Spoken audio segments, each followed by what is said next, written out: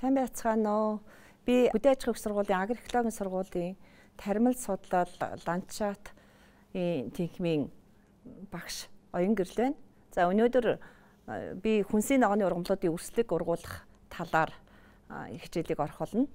За хаврын тариалалт эд дундаа орж байгаа өнөө үед бол өрслөг ургуулах ажил маань эд бэлтгэл ажилдаа хийгдээд зарим одоо өвлийн хүлэмжтэй байна өрслөг маань бэлэн болоод одоо ингээд өрслөг байнгын талбайд болон ил талбайд шилжүүлэн суулгах хугацаа төгсөж байна. Энэ маш их ач холбогдолтой сэдв учраас хүнсийн ногооны ургамлуудын өрслөгийг хэрхэн ургуулах талаар өнөөдрийнхээ сэдвийг онцолж ярив.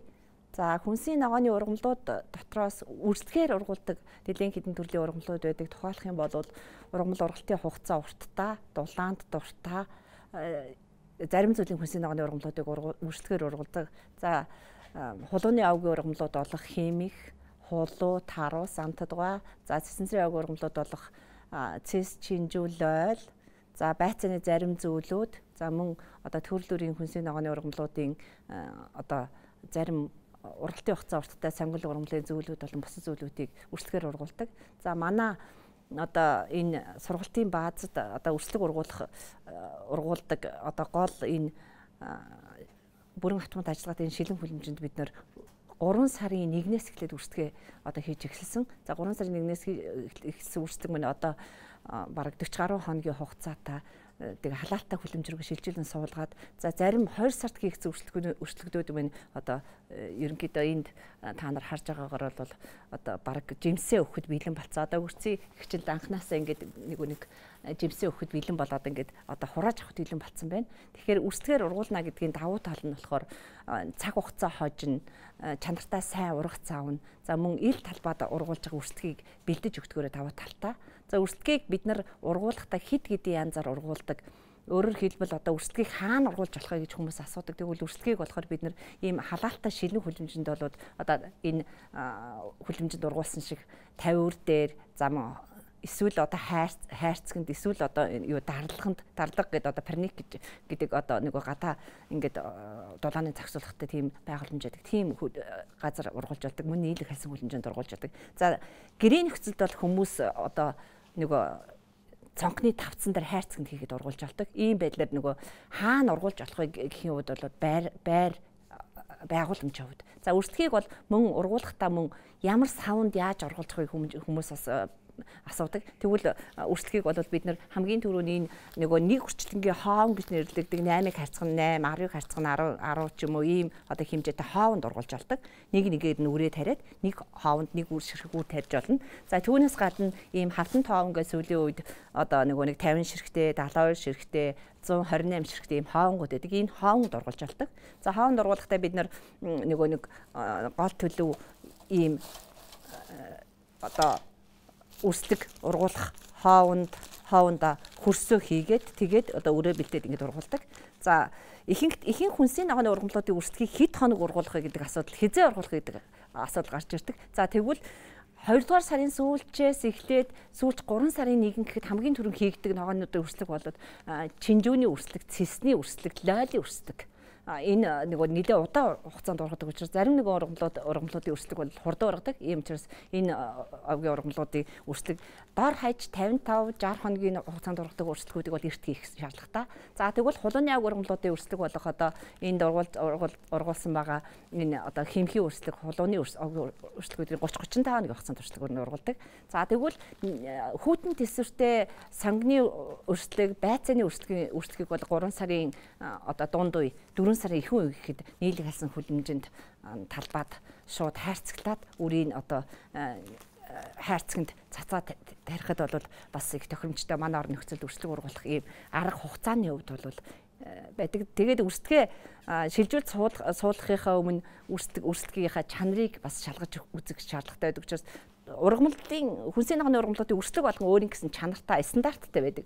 Манай орны нөхцөлд ялангуяа одоо нэг хүмүүс ховор ургадаг нэг хүлэмжинд ургадаг зарим нэг ногоонуудын өрсөлдөхийг нөгөө чанарыг мэдхгүйгээс хит их сонсон өрсөлдөг авах юм уу эсвэл одоо чанар мод өрсөлдөг авдаг учраас стандартыг баримталж одоо өрсөлдөхийг ургуулах шаардлагатай байдаг. Тийм учраас одоо нэг ширхэг өрсөлдөг гэх чинь 1000 төгрөгөөр ингээд хүмүүс худалдаж авахдаа хэр зэрэг одоо нөгөө сонсон өрсөлдөг байна. Хэр зэрэг одоо нөгөө нэг чанар шаардлага хангасан байна өрсөлдөхийг шалгаж авах шаардлагатай байдаг. Ийм учраас өрсөлдөхийг бид нар чанартай өрсөлдөг ургуулахын тулд одоо байгалийн гэрэлтүүлэх сайтай нарны гэрлийн эрчим маш сайн өглөө орой өдөр тусгууц тэгээд хамгийн доотлол нь шөнөдөө 16-аас 18 өдөртөө 22-оос 24 градус орчим температурын нөхцөлд бол өрсөлдөг ургуулах аргуудыг бас хэрэгжилж болно. За сүүлийн үед бид бас өрсөлдөг ургуулах шинэ технологиг Солонгосын судлаач нартайгаа хамтраад бас хийж байна. За тэрний нэг нь бол бид нар энэ нэг бол лойл дээр лойлын өрсөлдөг залгах буюу графтингийн арга гэдэг энэ залгуургын аргыг бас хэрэгжилж байна.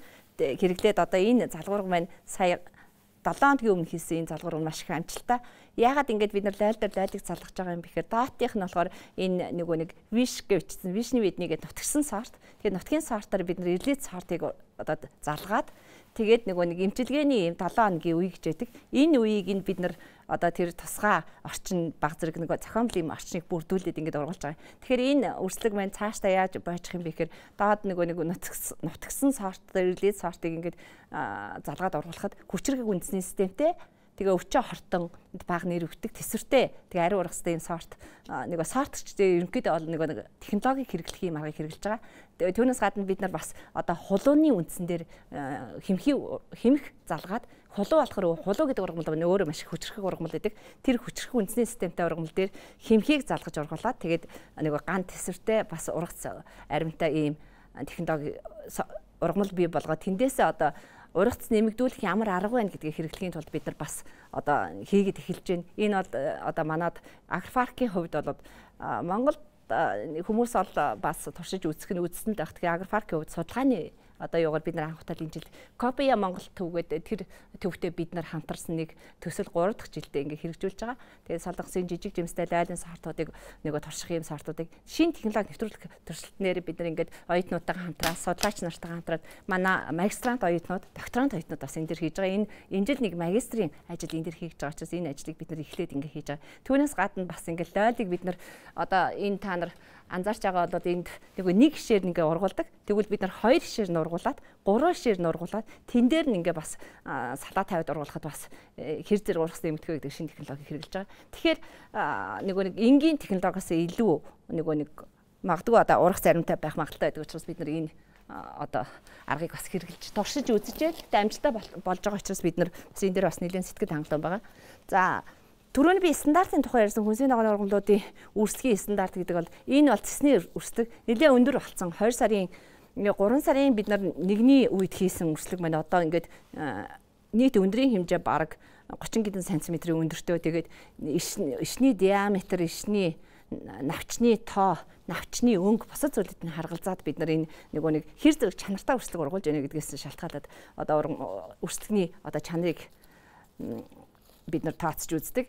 Түүнээс гадна үрслэг ургуулж явах явцад энэ гол иш нь хэр зэрэг сондж байгаас шалтгаалаад нэг үрслэг нэг чанартай хийж яана эсвэл орчныхаа температурыг хэр зэрэг зохицуулж яана гэдгээс шалтгаалдаг. Энэ бол одоо 7 хоногийн өмнө тарьсан үрслэг баг зэрэг гэрэлд одоо дутагтаад байгаа учраас жоохон сунцсан байгаа. Гэхдээ энэ бас их боломжийн ингээд 100% саялтаа ингээд гараад ирж байгаа гэдэг чинь өдөр болгон ирээд ингээд үрсэлгээ хүн нэг одоо судлаач ч юм уу эсвэл фарм руу ч юм уу оюутнууд маань ч юм уу төгсөлтийн ажил хийж байгаа хүмүүс өмнө ирээд хэмжилт хийдэг. Тэгээ хэмжилтээ хийгээд ажилтаа хийгээд хэр зэрэг болж байгаа гэдгээс нь шалтгаад энэ бол өөрсдийн дөнгөж үрийн талын анхдагч навч гарч ирж байна гэсэн үг. Тэгэхээр бид нар энэ үрсэлгэн дээрээ ингээд өдөр болгон ирж ингэж ажилт хийж орчныг тохируулж хэр зэрэг одоо чанартай үрслэг ургуулж яана гэдгээс шалтгаалаад ингээд бид нар үрслэгийнхаа чанарыг бас тооцох хэрэгтэй. За энэ бол чинжүүний үрслэг. Чинжүүний үрслэг дөнгөж үрийн талын анхдагч навч гарч ирж байгаа жишээтэй иймэрхүү байлтагаар. За тэгээд үрслэг ургуулах ажил дээр хамгийн хариуцлагатай одоо ингээд бид нар 3 сарын 1-ээс 4 сарын өнөөдрийн байдлаар 4 сарын 20-д хүрч байгаа энэ үед бол ингээд 40 хэдэн хоногийн хугацаанд ингээд өдөр шөнөгүүд одоо яг одоо нэг орчныхаа температур бусад зүйлүүдийг тохируулаад ингээд энд ажиллаж ингэж нэг тохируулна гэдэг чинь болоод бас шинжилгээ ухааны үндэслэлтэй ургамал өөрөө стресс дээр нь дахиад нэг тэжээлийн элементүүд хэр зэрэг дутагч जैन тэгээд цаашдаа ямар үрслийн үе шат гэдэг бол ургацын баг нэг хувьцааг шийддэг 40-50% шийддэг юм асуудал байдаг учраас бид нар үрслэгээр маш их анхаарах хэрэгтэй. Өнөөдрийн байдлаар ингээд үрслэг маань ингээд 40 он ургуулсан үрслэг маань одоо иймэрхүү байдлаар ингээд ургаад ингээд ийм сайхан болцоо одоо ил талбай болон байнгын талбайд шилжүүлэн суулгахад бэлэн болцсон. Ихэнхдээ бол үрслэгээр ургуулсан ногоонууд манай орны нөхцөлд болохоор бөөрнгийн сонгонд байцааны үрслэгээс бусад үрслэгнүүдийг болох нийлэг хайсан хөлөмж болон бусад байнгын талбай шилжүүлэн суулгадаг. Тэгээ шилжүүлэн суулгах хугацаа бол ихэнхдээ бол одоо 5 сарын дунд 10 он гэхэд шилжүүл суулгаж эхэлнэ.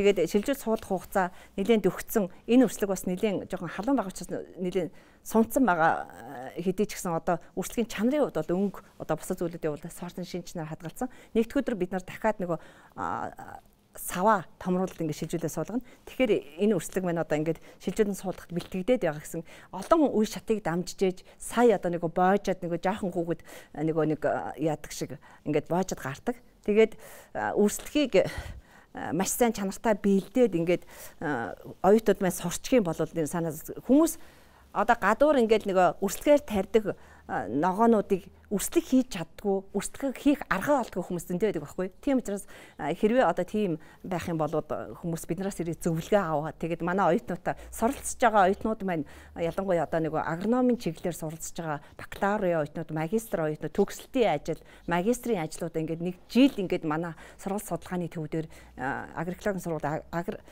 агрипарк сургалт судалгааны төвдөр ингээд хийчихээр хүүхдүүд бол ерөнхийдөө бол нэлийн багшигаа дагаад ингээд суралцж байгаа учраас маш сайн суралцж чаддаг. Тэгээд цаашаага нэг фармруудад ялангуяа хөлөмжийн аж ахуй өнөөдөр ингээд нэлээх нэг эрэлттэй байгаа энэ үед бол хүүхдүүд нэлийн сайн суралцаа тэгээд өөрсдөө бас нэлийн зөвлөгөө өгөх хэмжээний тэгээд цаашдаа сайн агрономчд бэлтгэх хэмжээний болчихж байгаа юм. Тэрнээс үртрэний ургамлаар ингээд нэг цаашаа диплом ажил хийгээд босод өнөөдөр ил талбаанд туршлага тавьдаг хүүхдүүдийн тухайд бол нэг өрмөц ийм технологиг нэг сайн суралцж чадахгүйгээр ингээд өнгөрчдөг. Агрипарк дээр жил болгон манай энэ агрипарк сургалт судалгааны төвдөр 15-аас 20 хүүхэд үйлдвэрийн даатлагт гардаг. Тэр хүүхдүүд бол өөрсдөө бүгдээрээ ингээд нэг манай ялангуяа тармил судлал ургамал хамгааллын тэнхимийн одоо нэг тэнхимийнхаа багш нараа дагаад тэгээд бүгдээрээ ингээд нэг сэдв аваад яг биетээрээ ингээд нэг багш нартайгаа хамт судалгаа хийдэг, төсөлд оролцдог. Агрипарк сургалт судалгааны төвдөр яг одоогийн байдлаар миний удирдах байгаа одоо 3 төсөл байна. Ингээд 3 төсөл гэхэд чинь одоо ингээд Японы, Солонгосын,